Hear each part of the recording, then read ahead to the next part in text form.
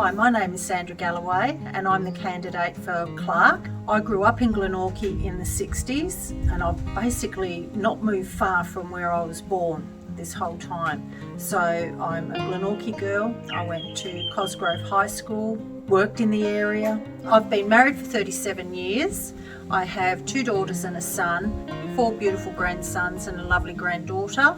I've had various jobs over the years. One of my favourite places of employment was Salvation Army Employment Plus.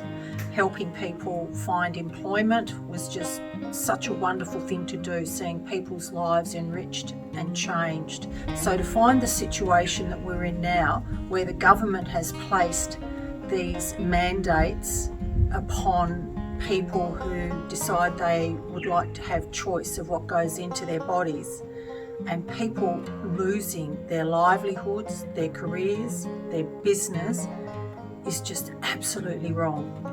So I'm really passionate working in that area to restore what they have lost. It's critical for their self-esteem, for their mental health, for their financial stability. UAP is going to put in place a system where you will be compensated if you have lost your employment through these mandates.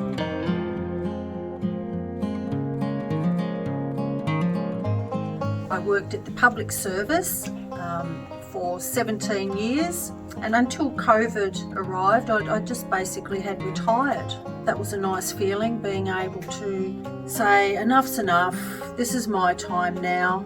And then of course COVID hit. And now here I am on the campaign trail. Let's get this Australia back on track. You know, we can't keep going down this path. So it was actually good timing, because now I have enough time that I can actually put in to help others.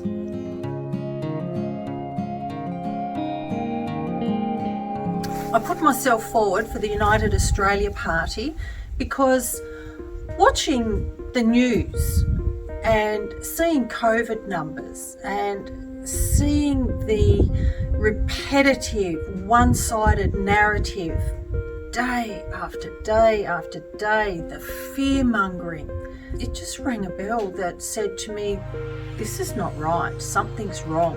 So I turned to social media. My son advised me to turn the TV off, Mum. They're hypnotising people. So I took his advice, and what I learned was there's other truths out there that's not coming through our mainstream media. I basically believed most things that I would see on the news. But now, 2 years on, I really don't trust much of what they say at all anymore. They've certainly lost my respect and my trust. And now my sources come from independent people putting on their news articles, real life people from, the demonstrations that we've seen around Australia, losing our democracy.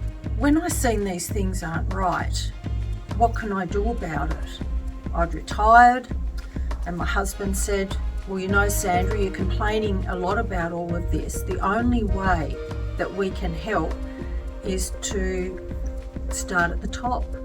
So I applied with United Australia Party and I was successful as a candidate. So here I am. I just want to help Australians get Australia back on track, because the path we're going down is a very dangerous, dark path.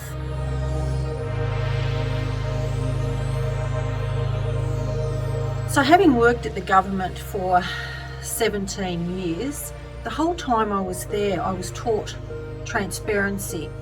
Everything I did in my various roles there was all about being truthful, honest and transparent. So I understand when the government on our TV every day talks about a particular subject, and at this time it's COVID and the vaccines and all the rest of it. I understand how people would want to believe what they're saying. I know I certainly did, and it's really hard to imagine the government isn't telling us anything. So what I found with a lot of our friend groups and family is that people are singling me out as being different because the social norm is what the TV tells them. But the minute you stop watching TV and you do research of your own on social networking, you find out a whole different truth. And it's not misinformation, like they say. I've found a whole lot of truth from professors, doctors, specialists all around the world. So these reports are backed up by irrefutable evidence, yet we're not hearing that from our government, chief health officers, premiers in Australia. Why is that? That rings alarm bells with me. I know something's not right here. People are starting to wake up. A lot of people are realising, how can this be?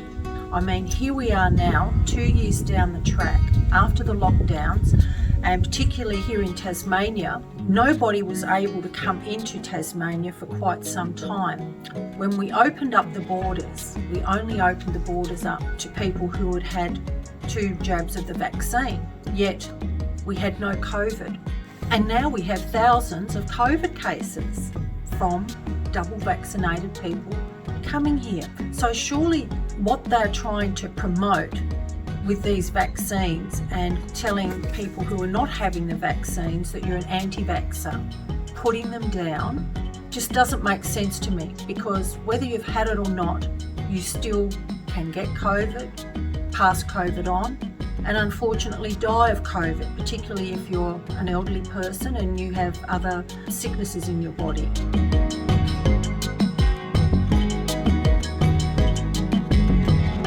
Over the last 2 years, the things that have made me the most angry is the vaccine mandates. It's taken choice away from people. The amount of job losses of our nurses, our teachers, all sorts of careers. These people now have lost their livelihoods. They have been treated as if they've done something terribly wrong, when all they've done is decided to choose what's right for them. Their choice has been taken, and that's very wrong. We're going to make sure that they get compensated for their losses. So these mandates also really don't make sense when each state can have different rules and regulations for the same reason, COVID. How does that work?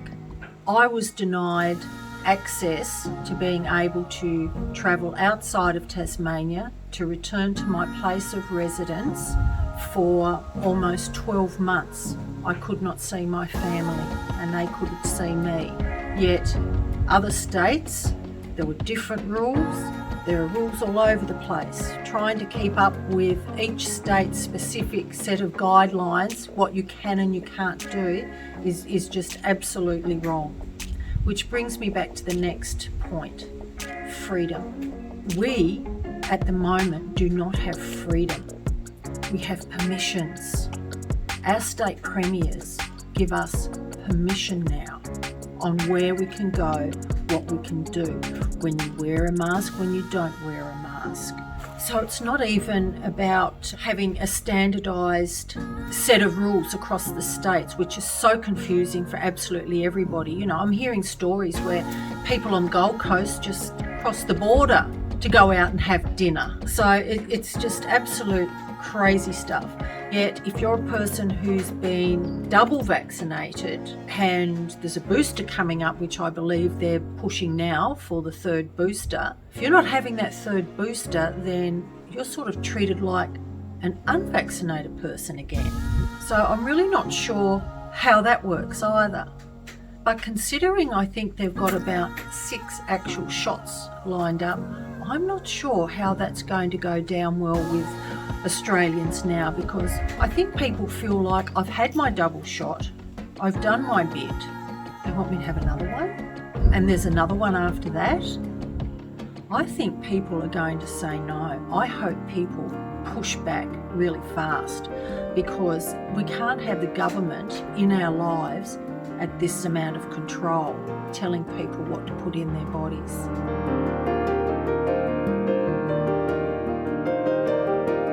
If a Freedom Party is not elected soon at this election, all I see is the next 3 years worse than what we've had in the last 2 years. We're heading down a path with digital identity. We're going to be basically tracked, traced and watched, and that will be accompanied with the social credit system.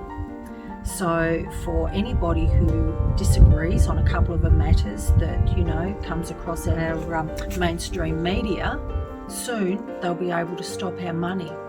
It's all going to be linked to our finances, similar to what happened in Canada, where the truckers' money was just stopped, their bank accounts just stopped.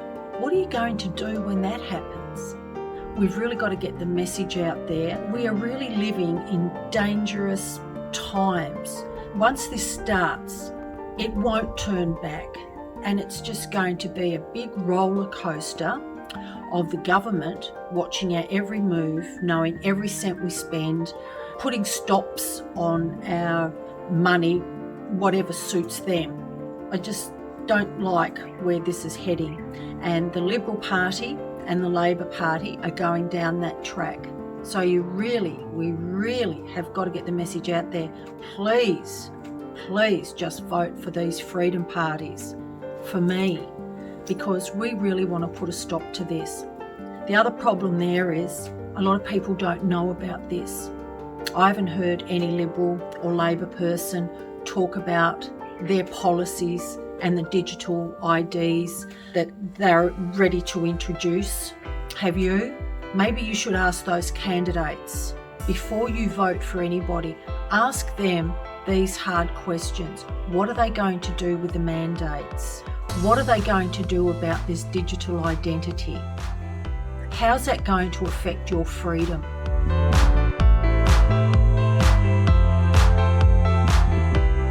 But I'm very pleased with UAP's policies to be able to say to pensioners, we are going to give you an extra $180 a fortnight.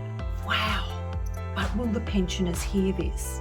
We've really got to try and somehow get this message out there, because you talk to any pensioner, they are really doing it tough. They are just going to be over the moon. I don't think they can even believe or comprehend receiving an extra $180 a fortnight. That's unprecedented. Whenever has any government given a decent pay increase to pensioners? When's the last time? The taxpayers and the workers are not going to be paying for that through increased taxes, which is fantastic news. It's coming from our exports of iron ore. The other favourite policy I love is making sure that Australians keep their homes. Home loan mortgages are going to be capped at 3% for 5 years. Why is that? Because UAP knows that there's going to be interest rate hikes this year. It's predicted they're going to go up 4 times this year. What's that going to do to homeowners and battlers trying to budget their finances with inflation moving as well? Food prices are going to go through the roof as well. But that just makes sure mortgages will stay at affordable rates where mortgage stress won't be of a concern for young families. And I think that's an absolute great thing. We're going to put a licence on iron ore of 15% that we export. That 15% over 20 years is going to pay back the $1 trillion debt, the increase to the pensioners, the 3% interest rate capped for 5 years. We're also giving hospitals $40 billion, but we're actually giving it directly to the hospitals, because we know what's happened over the years where the federal government gives some money to the state governments and then things don't seem to happen, do they? We're also going to invest $20 billion in education. I don't know any other party that has come up with the answers to our problem and who can fix the problem and the catastrophe that we're now in with this $1 trillion worth of debt. that the Liberal Party has put us in, and the parties before them. So we have very good financial people. Dominic Marino, who has been the CEO for Deloitte. So we have very good people with great expertise at the helm to turn this ship around and make Australia great again.